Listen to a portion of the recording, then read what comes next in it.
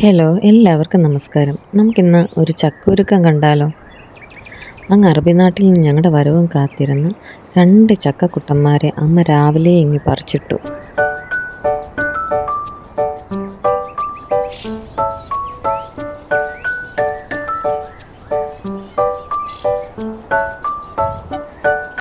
ഒന്ന് രണ്ട് എന്ന് പറഞ്ഞുകൊണ്ട് അക്കമിട്ട് മുമ്പിൽ റെഡി ആയിട്ടിരിക്കുക. ഇനി ഈ ചക്കേനെ നമുക്കൊന്ന് വെട്ടണം.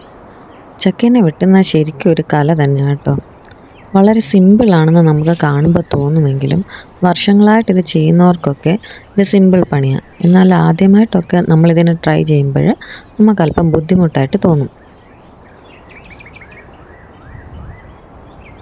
ആ ഒരു ചക്കേനെ 2ആയിട്ട് ഭാഗിച്ച്, ആ പാതിയായ ചക്കേനെ 4ആയിട്ട് ഭാഗിച്ച് ഒക്കെയാണ് ഈ പണികൾ നമ്മൾ ചെറുതാക്കി കൊണ്ടുവരുന്നത്.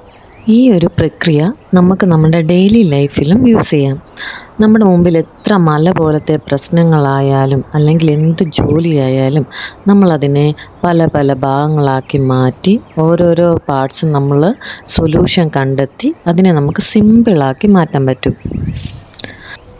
പിന്നെ മറ്റൊരു കാര്യം പറയാനുള്ളത്, ഈ വീഡിയോ ഞാൻ എടുക്കുന്നെങ്കിലും ഞങ്ങൾ ഈ ജോലി ഒരുമിച്ചാണ് ചെയ്യുന്നത്.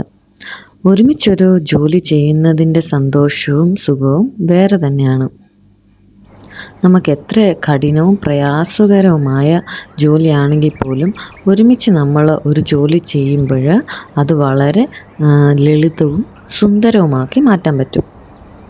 ഇവിടെ ഇതാ ചക്കയിൽ നിന്ന് ചക്കച്ചുളകളെ വേർതിരിച്ചു. ഇനി ഈ ചക്കച്ചുളയിൽ നിന്ന് ചക്കക്കുരുവിനെ വേർതിരിക്കും.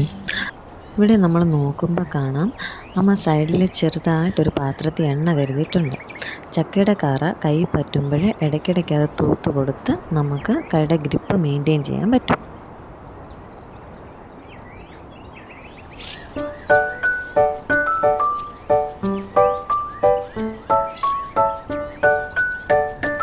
ഇങ്ങനെ പറിച്ച് മാറ്റിയ ചക്കച്ചുളയിൽ നിന്ന് നമുക്ക് ചക്കക്കുരുവിനെ വേർതിരിക്കണം.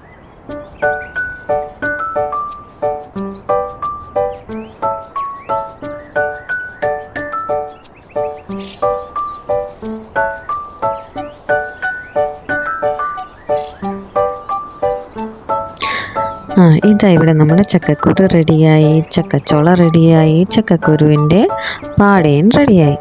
ഇനി നമുക്കിത് ആവശ്യാനുസരണം ഉണ്ടാക്കാം. ഇവിടെ ചക്കപ്പുഴുക്ക് ഉണ്ടാക്കാൻ വേണ്ടിയിട്ട് കുനുകുനാന്ന് അരിഞ്ഞുകൊണ്ടിരിക്കുന്നു. ഫൈനലി അരിഞ്ഞു വെച്ച ചക്കച്ചുളകളാണിത്. Thanks for watching.